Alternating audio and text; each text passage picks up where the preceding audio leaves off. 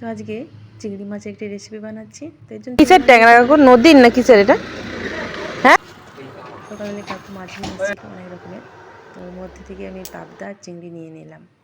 তো চিংড়ি মাছটা ভালো করে কেটে পরিষ্কার করে নিয়েছি। আর ভিতরে এরকম দেখুন যে বারবিকিউ স্টিকগুলো হয় সেগুলো ঢুকিয়ে লবণ হলুদ মাখিয়ে চিংড়ি মাছগুলোকে সর্ষের তেলে লাল লাল করে ভেজে তুলে রাখছি। সমস্ত চিংড়ি মাছগুলোকে ভেজে রাখছি। ভাজা হয়ে গেছে, প্লেটে তুলে নিলাম।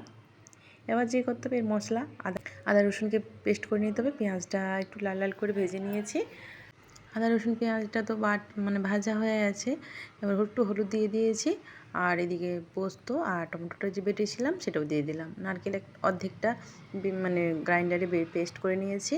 আর নারকেলের দুধটা দিয়ে দিলাম। এখানে কাশ্মীরি লঙ্কা গুঁড়ো একটু দিয়েছি যাতে কালারটা আসে।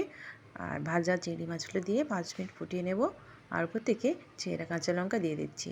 এতে কাঁচা লঙ্কার সেন্টটা খুব ভালো আসবে।